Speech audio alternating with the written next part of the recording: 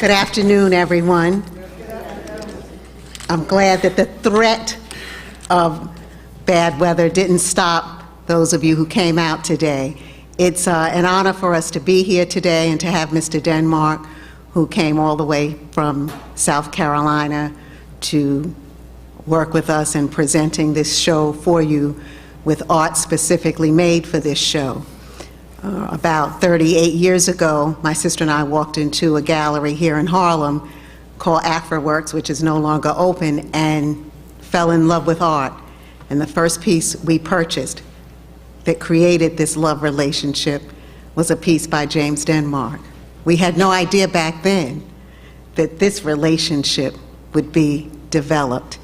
So it is a really double joy for us to think back that long ago and to think that this could actually occur. We're also happy to have Philip Harvey, our host, who's going to host the discussion today. He comes also from a world of art advocacy and all of the work that he does and the studies that he's assumed as a master's in art administration, and works as a professor at John Jay College.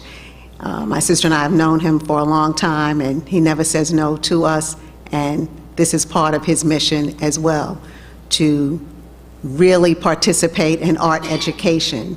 So this is why we're here, and this is why we're at the Black Repository of Black Culture, the Schomburg. If you're not a member, you should join. It takes your work, it takes your membership, and it takes your support to keep events like this going. It cannot happen without you. We are also very proud today to have another historian in our midst, and that's Mrs. Camille Billups. Thank you for coming and staying with us today. Without further ado, we're going to start our discussion.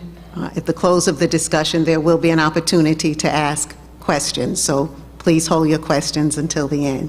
Thank you very much.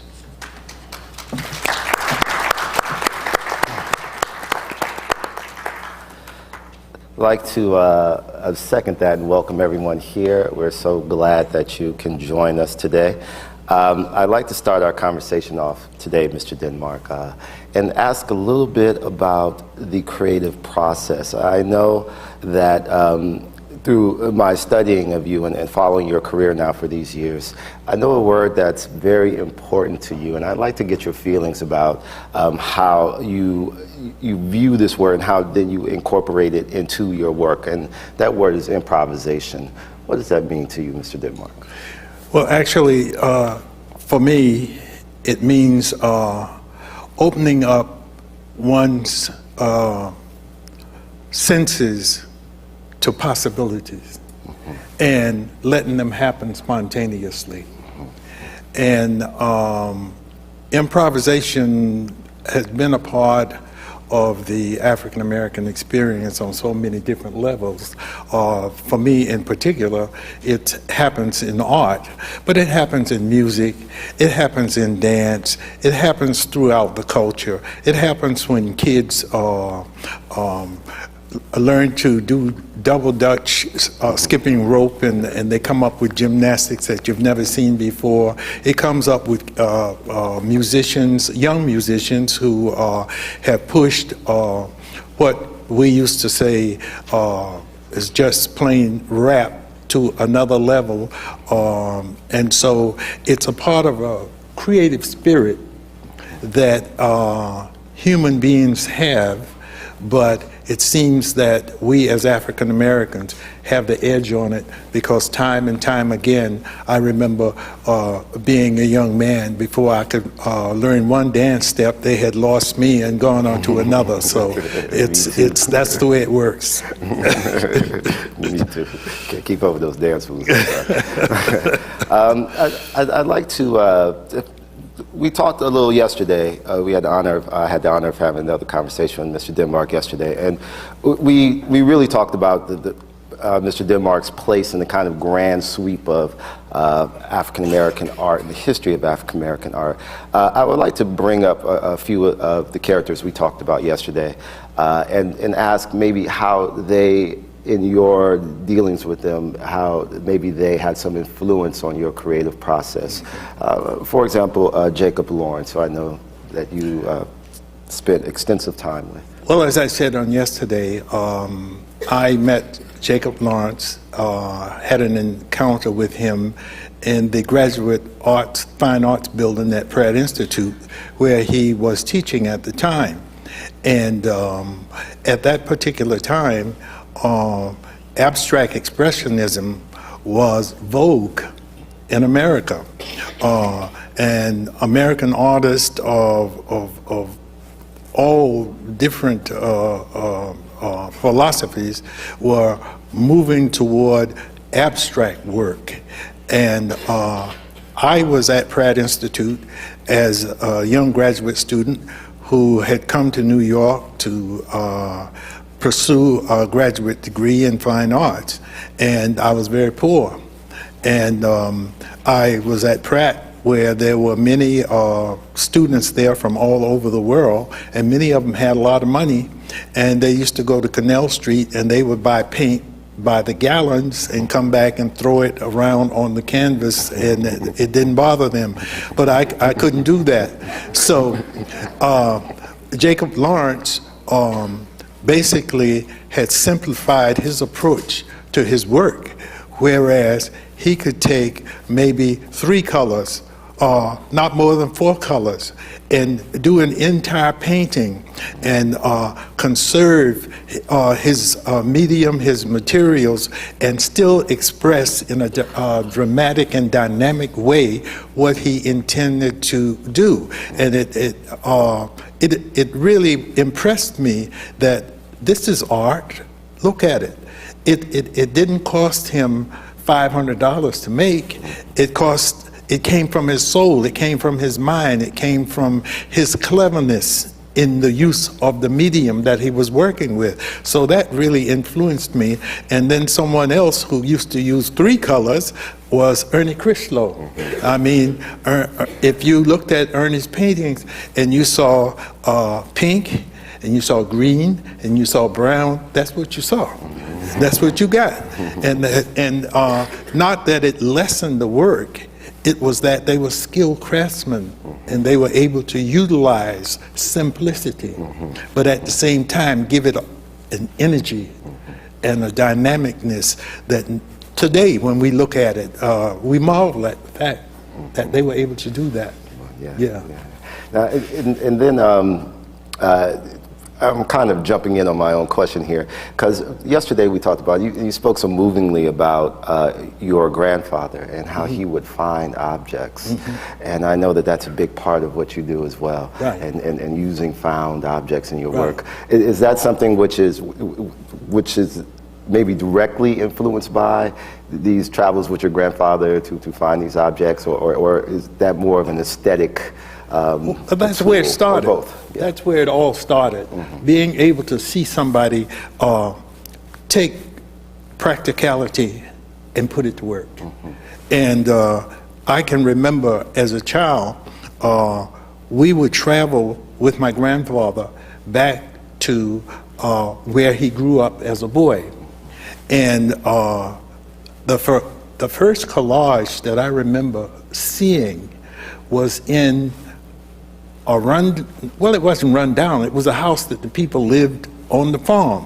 And they had scissor and row books, catalogs torn into page after page and pasted up all in the room. Well, that was the wallpaper for the room. At that time, I didn't realize that they were trying to keep the wind out. And so by seeing that and seeing the use of that paper in that way, just until today, I just have an infinity for it. I can do it. Right.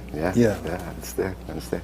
There's a quote from Peg Austin. I believe it's running right behind my head here, and she talked about a sense of permanence thematically that you have, that over the years you have, over the decades and all the points of your longevity, you have always dealt with the beauty of Black people, and in particular, in reflecting Black feminine beauty. Is this something that's conscious with you, or is this something that just comes out in terms of your improvisation, your It's a little bit of approach both. to improvisation? It's a little bit of both. Because a lot of times I look at, and I'm a people watcher, I watch people as they move about, women in particular, and I think back that through, I think back through history, the technique of survival by both Black male and female had to be camouflaged in so many ways in order to protect oneself. And a lot of times I see beautiful women and they act like they don't know they're beautiful, you know? And to me, in looking at them walk and looking at them stride and looking at them adorn themselves with things, I want to take it to the next level. I want to say, I know that person is beautiful. You know, that person has to have a good spirit, you know? And I feel that in my art, I can say what they're not saying to themselves. Yeah. Absolutely. So this gets back to what we were talking about yesterday when we were talking about the responsibility, if taken on for reflecting that beauty and such. And as we were saying yesterday, so for people who might have missed it, we talked quite a bit about the burden that we put on our artists as part of the African diaspora to show us that beauty and to reflect our beauty for us, in a sense. And you said that you take this on very seriously, yes. And I think that this might be one of the clearest ways and forms in which you do it. Now, my question in all that is that something that's going to be enduring? I think you're moving into a different phase in your life in terms of the work that you're reflecting. Will that continue to be a running theme for you? I think so. The reason being that early on in my studies, during the abstract expressionist period, when we had Jackson Pollock and Franz Klein and Willem de Kooning and that whole group, and we had Norman Lewis, who was really not represented as well as those guys, but they all were doing the same thing. And one of my professors walked up to me and he whispered to me, you know, I see you using charcoal. I was using charcoal because I couldn't afford nothing else. But do your people. Do your people. And I found that very exciting and encouraging because the art at that time was non-representational. It didn't have anything to do with people. It just had to do with paint itself and paint expressing from the energy that it was applied to the canvas, whatever the artist wanted to say. But to be able to see a face or to see a body or to see the locomotion of someone walking or that, you know, whole piece of action is still with me and keeps me excited because I can wake up next week and do a whole series on something or someone that I encountered, you know, without them knowing it, but it's here. It's locked in here. Yes. Yeah. Yeah. When you, I have the idea or the thinking that artists are always working. Yeah, there's never really a downtime. The brain's always moving. But is there a particular process? Does it start with a thought for you? Does it start with looking at someone, then you take that idea and you sketch it out? Is there a process that you go through in terms of the actual details of your creative process, or is it different every time? Let me put it this way. As you age, when you're young, there are certain thoughts and things that don't enter your mind. You use your body in an energetic way, and you take risks, and you're full of vitality and strength. As you age, you begin to know your body. You can tell your doctor more than your doctor knows, you know, when you go to see him. You know when there is something that's amiss, all right? And so what happens is that as I go forward, I am able to know when the fine art muse is going to visit me. On that particular day, I can create art, not make any mistakes, do nothing wrong. On the day that the muse is not there, stay out of the studio. Secret to a long life. Yes. I'm sorry, I didn't mean to cut you. Speaking of that, I think one of the things that is lost when we're talking about your legacy, Mr. Denmark, is just the full range and the scope. And I've said bits and pieces of it, but how do you cement this type of longevity, just through the decades, through the years? In 1980, you were giving a Living Legend award, and now in 2013, you're still going strong, still creating more. What's the secret to longevity? You know, that night that I was given the Living Legend Award at Lincoln Center, we were in the green room, and I was sitting next to Eartha Kitt. And Eartha Kitt looked around, and she said, well, why are we sitting in this room? I don't see anything green in here. and she continued to talk to me, and I asked her the same question you just asked me. And she said, because I'm me. That's why I'm doing it. So because I'm me, I have no choice. No choice, yeah. Once again, one of the first things I heard from Mr. Denmark, he said, like, I just had no other idea that I would be anything but an artist. And this has been true. Right. Yeah, absolutely. Yeah, I started out before going to grade school. My neighborhood had no paved roads. We had dirt roads, and we had what we call red clay roads. And after a summer shower, the clay would get moist. And that road became my first drawing pad. I could take a stick or a weed or whatever and go make my drawings in the wet clay. And the next rain would come and wash them away. And I had to wait for the next rain to come to do some more drawing. Wow. So it started like that, and of course I told yesterday's audience about the experience of the Blue Horse notebook that I filled with drawings when I went to school, and my grandmother was irate when I came home. I had messed up 15 cents worth of paper that she had given me to take to school. No work in it, just drawings.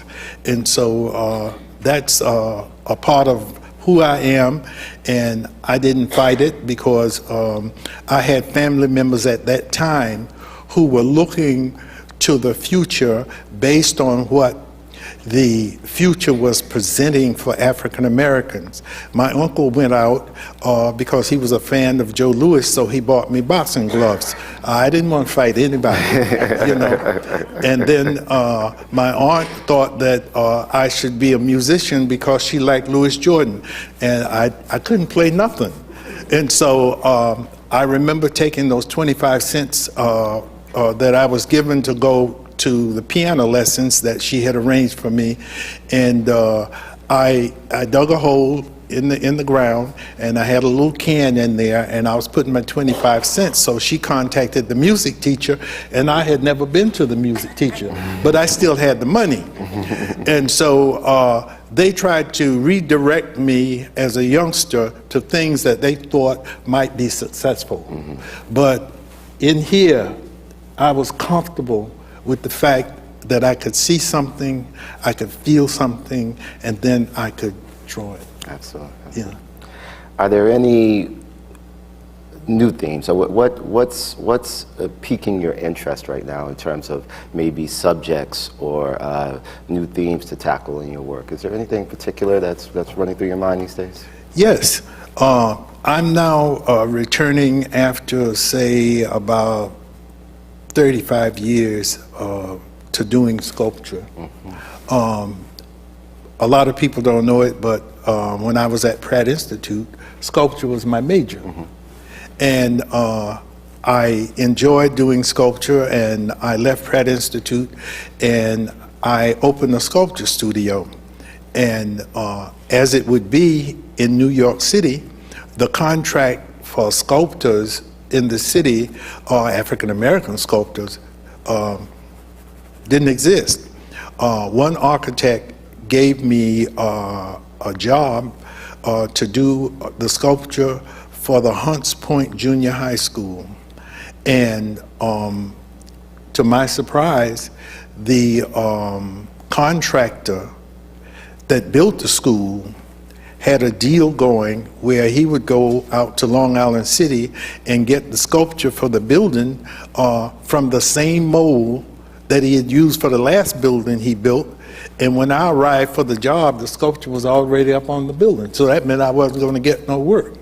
So I started to create my sculpture, and there was a gallery downtown called Acts of Art. And my first exhibit, I filled the gallery with life-size pieces of sculpture. And after the show was over, I was having difficulty paying the rent. And I said, now where am I going to take all these things? They are in the gallery, but I got to move them.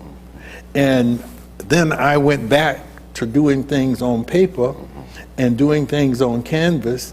And I eliminated the sculpture for a long time. And now that I'm in South Carolina and I live on 20 acres, I can go back to my sculpture. It sounds good.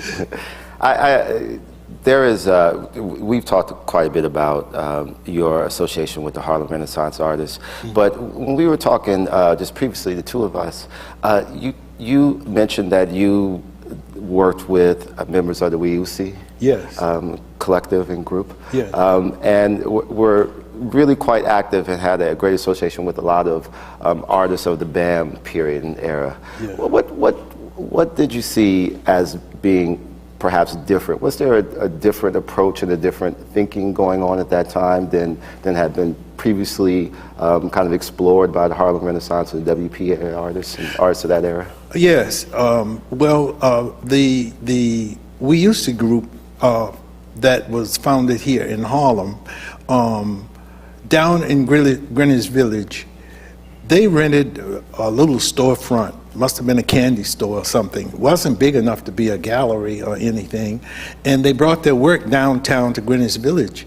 And the first time ever that the word black art was publicly displayed was in the window of that little gallery.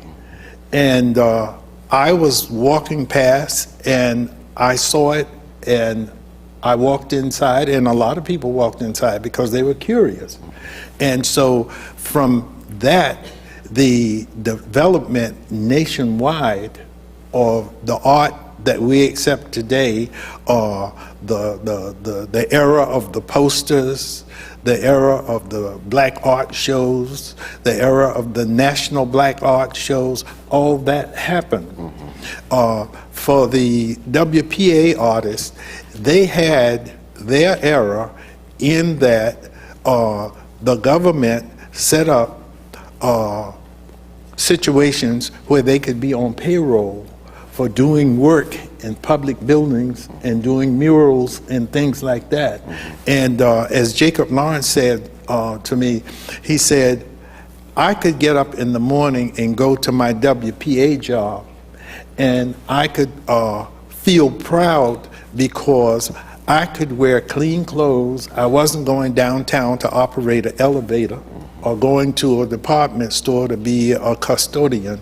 I was going to my job, and I was getting paid for my job. So there was a difference in the two, but the fact was it was all about art. You know, absolutely. Yes, absolutely. This kind of expression of kind of a collective pride. I would like to veer away just for a moment from talking about art specifically, and I want to get your reflections. I consider you to be a great man, a very important figure in the history of African diaspora, and we just lost, of course, one of our seminal figures, Nelson Mandela. What are some of your observations or some of your feelings when you found that that Madiba had passed? My feeling was that he was placed on this earth and given the strength and the spiritual guidance to rise above wicked circumstances. And to me, he had a piece of history placed in him before he was born. And having endured all of the wickedness and hardship that he endured, but he had the mellowness and the courage and the strength and the spirituality to be above all those wicked things, all those dangerous things. And he was able to have a vision to see how he could bring love and peace to people during his lifetime. You see, that's a part of his experience, that's a part of the African American experience, because the reason that African Americans are here in America is because their trip here started with a crime. That was a crime. The world stood by and watched the crime. And until this day, they want to put the crime under their feet. They don't want to even deal with it. They don't even talk about reparations or what we did. You're on your own. It was a crime. So we live a crime, but we rise above that crime. And we have the strength to do that. Absolutely. Yeah. Absolutely. I think it's important. I saw a short op-ed written by Muhammad Ali dedicated to Nelson Mandela, and I was really moved by this. It was kind of a conversation between giants of our times. So it occurred to me that someone who can be inspired by someone who we might look upon as being a great figure can be inspired by another figure. Who are the people who do that for you? Someone who you've inspired. I said it yesterday, I'll say it again. You have to be one of the most copied and followed artists of our time period. But who inspires you?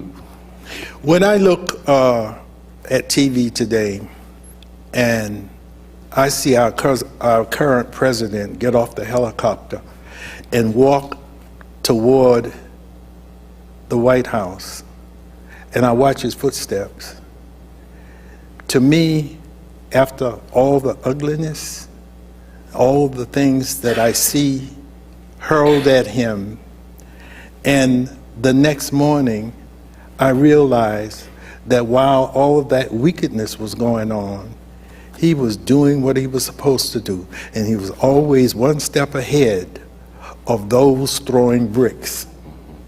And to me, that gives me energy. I get up during the day. I got to do something today.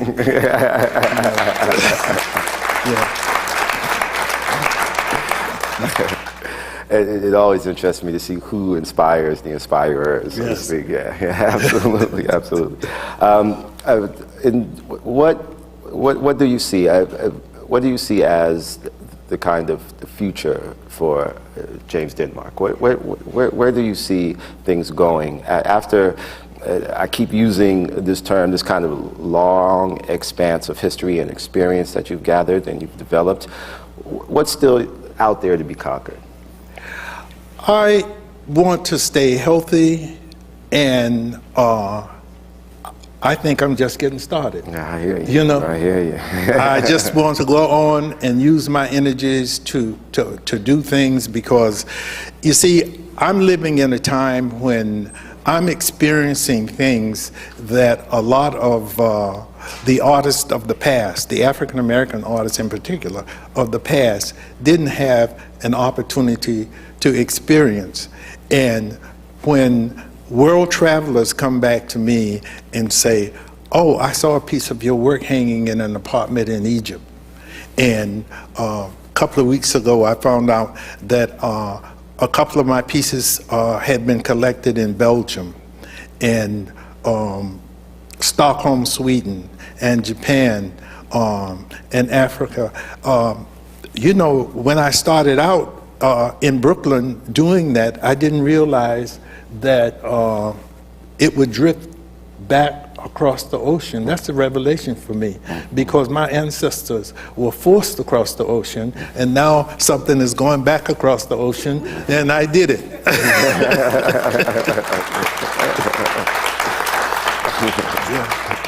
That's fantastic. One of the things that another thing that in doing my research I came across was that that you had not only just interest in art, you have a wide variety, like a kind of a lot of interest in a lot of different directions. Mm-hmm. How do you manage all of this and still put the time into the work? Let me say that. Finding time to create, and I know you said that you have certain periods of time where you could feel the inspiration and such, but how do you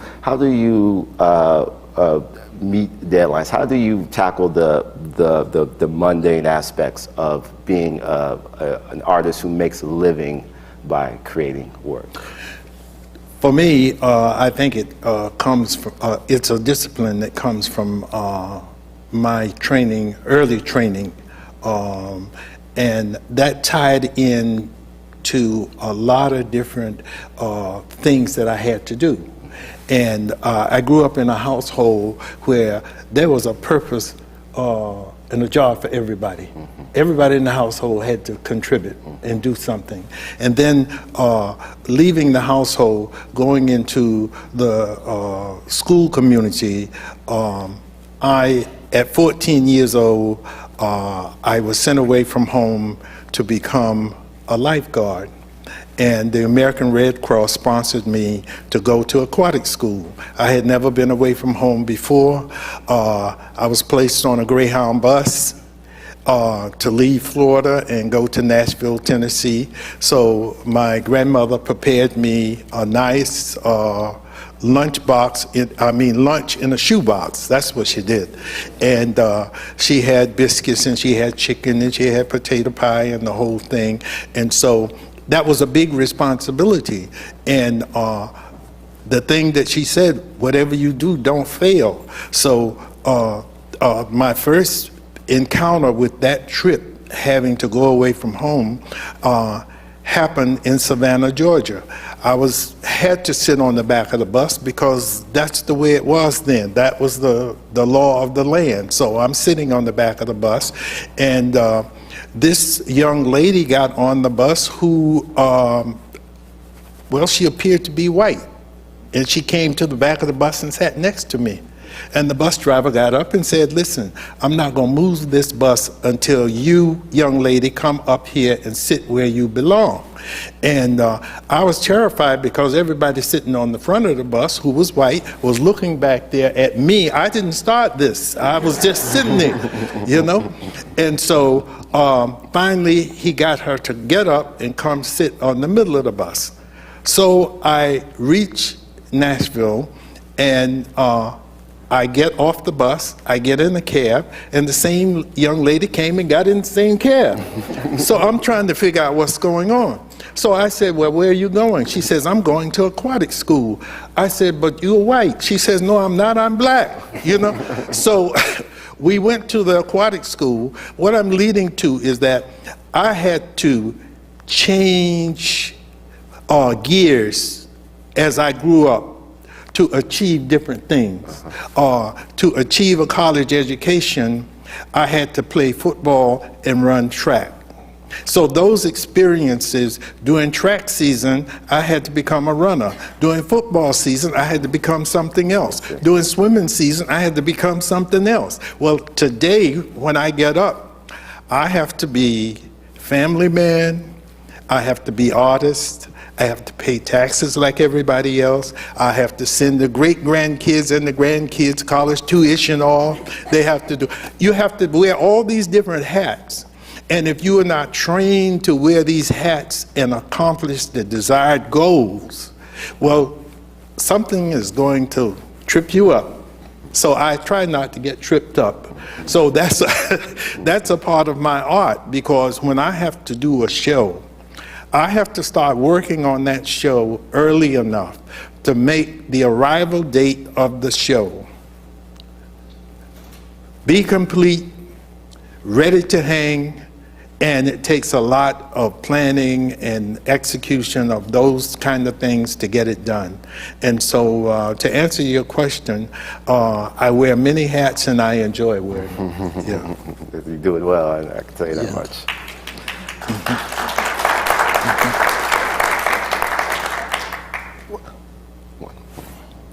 One last question, I think then we'll open it up to the audience so they can participate. You, for many years, living in New York and dealing with the New York scene and so on and so forth, you moved back down to Yemasi. Yeah. Am I pronouncing that right? Yemasi, South Carolina. In a sense, you were part of the Great Migration. Yeah. And then in this kind of nascent reverse migration as black people move back down to the South and such. Right. Was this part of your thinking when you moved, or do you think about it in those kind of terms, or how your kind of new life in South Carolina? You've been there since maybe 12 years or so? Yes. Okay. Yes. Did you think of it as a kind of return to the source or the spirit, or where the majority of African Americans, of course, originate in this country? What I saw early on living in the South, when the schools were segregated from grade school all the way up to the university level, I explained that this way. Many of my professors in undergraduate school could not get an advanced degree in the South.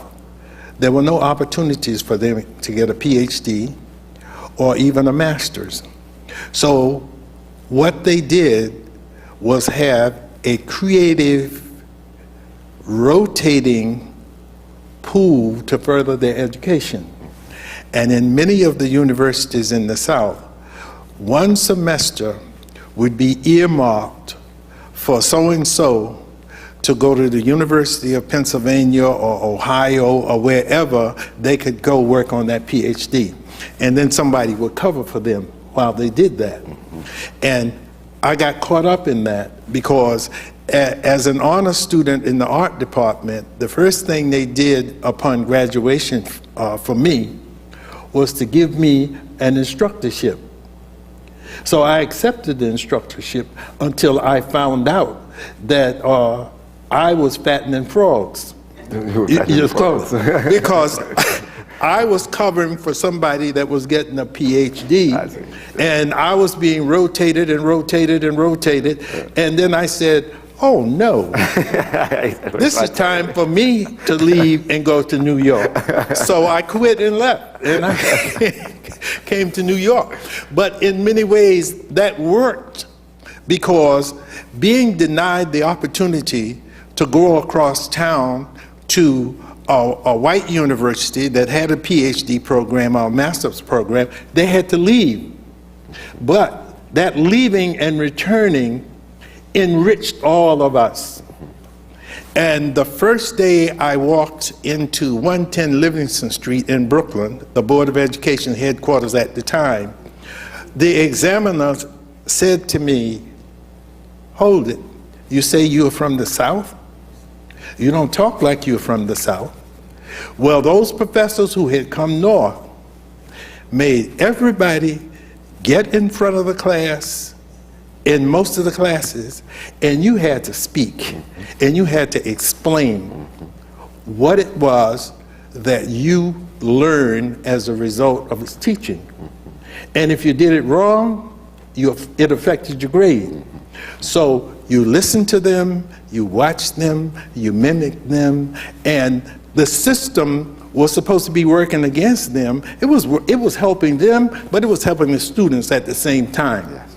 So that part of the migration north was a good thing. Now the migration south. I asked Jacob Lawrence, I said, Jacob Lawrence, you did the migration series, and it really was a piece of artwork and a piece of storytelling that was historically important in America. What about reverse migration? People are leaving the north, going back south. He said, it's different. I said, how is it different? He said, the people who are returning to south, me being one of them, they've come north and they got something to go back with. So if I didn't come north, I wouldn't be living on 20 acres. Gotcha. So because we never got the 40 and the mule. So You got it.